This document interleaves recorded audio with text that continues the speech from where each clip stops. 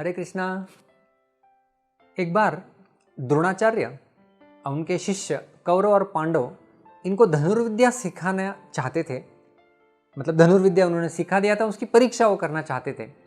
और परीक्षा के दौरान उन्होंने क्या किया था, एक लकड़ी का पंछी बनाया था और उस पंछी को एक पेड़ की टहनी के ऊपर उन्होंने रखा था और सारे शिष्यों को कहा था कि उनको तीर चलाना है और लक्ष्य रखना है वो जो पंछी रखा हुआ है उसकी एक आंख। तो जब कई सारे शिष्यों को बुलाया गया तो कुछ शिष्य थे और उन्हें कहते थे, द्रोणाचार्य कहते थे कि आप निशाना बनाओ, और बनाने के बाद वो प्रश्न पूछते थे आपको क्या क्या दिख रहा है। तो कोई शिष्य थे जिन्होंने कहा कि हमें पंछी दिख रहा है। आचार्य ने पूछा कि आपको पेड़ दिख रहा है, बोले हाँ पेड़ भी दिख रहे हैं। कुछ लोग कहे कि आचार्य हमें तो आप भी दिख रहे हैं, सब कुछ दिख रहा है। तो आचार्य फिर उन्हें बाजू हटा देते थे। फिर जब अर्जुन की बारी आई, अर्जुन को आचार्य ने पूछा कि आपको क्या दिख रहा है। लक्ष्य करने के लिए कहा था पहले ही पंछी की आंख। तो अर्जुन ने कहा कि मुझे केवल पंछी की आंख दिखाई दे रही है आचार्य। और आचार्य ने पूछा कि और कुछ दिखाई दे रहा है। बोले नहीं, और कुछ भी नहीं दिखाई दे रहा है। क्या तुम्हें पंछी दिखाई दे रहा है? अर्जुन ने कहा जी नहीं, मुझे पंछी भी नहीं दिखाई दे रहा है, मुझे केवल दिखाई दे रही है वो है पंछी की आंख। आचार्य ने कहा चलो चलाओ तीर। अर्जुन ने तीर चलाया और सीधा अपना लक्ष्य उन्होंने जो है वो भेदा। इससे हम लोग समझ सकते हैं कि हमें भी जब भी सफलता प्राप्त करनी होती है हमारे कार्यों में, तब हमारा लक्ष्य केंद्रित होना ये बहुत ही आवश्यक मुद्दा बन जाता है।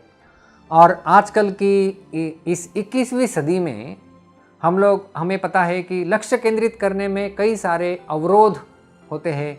हमारे गैजेट्स होते हैं, हमारा मित्र मंडली होता है, या फिर कुछ भी आप बहुत सारे चीज़ों का एक यादी बना सकते हैं, लिस्ट बना सकते हैं जो हमें विचलित कर देते हैं हमारे लक्ष्य से। तो लक्ष्य केंद्रित करना यह बहुत ही सुंदर मुद्दा है, अहम मुद्दा है सफलता प्राप्त करने के लिए। और भगवान श्री कृष्ण ने गीता में अर्जुन को जो विभिन्न मुद्दे बताए थे उसमें से एक मुद्दा यह भी था। भगवान श्री कृष्ण ने अर्जुन से दूसरे अध्याय के 41वें श्लोक में कहा था, व्यवसायात्मिका बुद्धि एकेह कुरुनंदन बहुशाखा ही अनंताश्च बुद्धयो व्यवसायिनाम। भगवान श्री कृष्ण यह मुद्दा अर्जुन को समझा रहे थे कि व्यवसायात्मिका बुद्धि एकेह कुरुनंदन, तुम्हारी बुद्धि जो है वो एकेह सिंगल पॉइंटेड फोकस जिसे कहते हैं कि लक्ष्य तुम्हारा केंद्र बिंदु, केंद्र के ऊपर होना चाहिए, लक्ष्य केंद्रित होना चाहिए।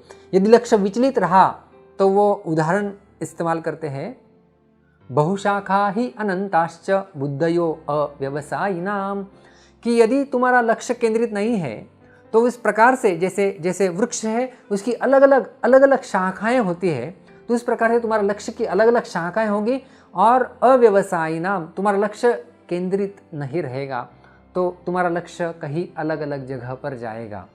और यदि लक्ष्य हमारा अलग अलग जगह पर जाता है तो लक्ष्य केंद्रित नहीं होगा तो जो कार्य हमने हाथ में लिया है उसमें सफल होना मुश्किल हो जाएगा।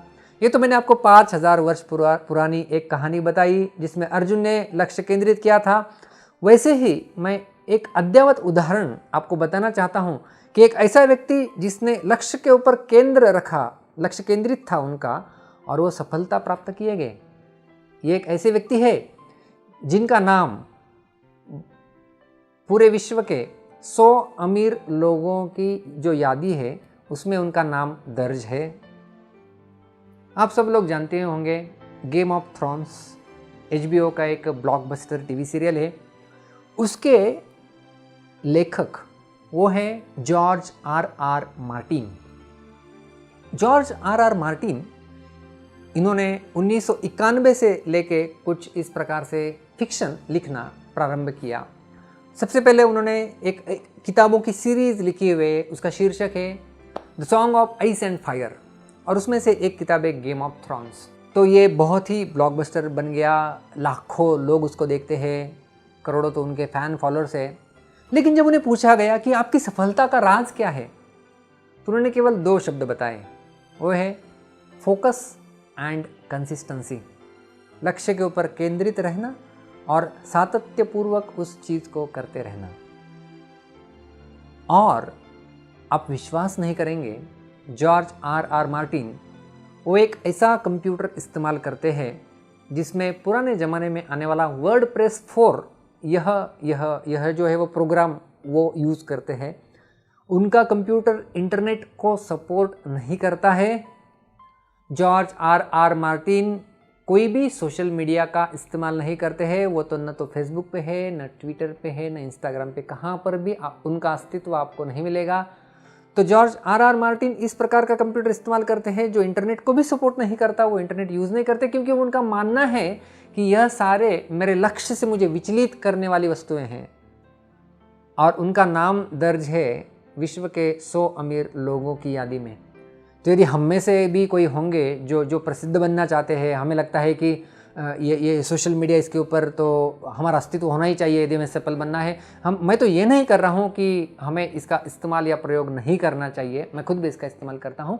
लेकिन हमें जो कार्य हम लोगों ने निर्धारित किया हुआ है मुझे करना है और उसके ऊपर मुझे यदि उसमें मुझे सफलता हासिल करनी है तो मेरी सारी शक्ति मुझे उसमें ही डालनी चाहिए। और बाकी जो सारे जो वस्तुएं हैं जो मुझे विचलित करने वाली है, जो मेरे उद्देश्य से, जो मेरा ध्येय है उससे जो भी विचलित करने वाली है, उन विचलित करने वाली वस्तुओं को कुछ समय के लिए हमने अपने आप से दूर रखना चाहिए। तो जो भगवान श्री कृष्ण बता रहे हैं कि व्यवसाय आत्मिका बुद्धि एके है कुरुनंदना। हम लोग सोचते हैं कि मैं ये भी करूँगा, ये भी करूँगा, ये भी करूँगा। हम लोग देखते हैं कि कोई व्यक्ति टेलीविज़न भी देख रहा है, होमवर्क भी कर रहा है और साथ में खाना भी खा रहा है। तो इतना सब कुछ यदि हम लोग मल्टीटास्किंग जिसे कहते हैं, सारे कार्य एक साथ करेंगे तो एक भी कार्य ठीक से नहीं होगा। इसलिए सूत्र बताया जाता है one thing at A time, एक साथ एक जगह एक ही कार्य होना चाहिए, तब जाके हम लोग सफल हो सकते हैं।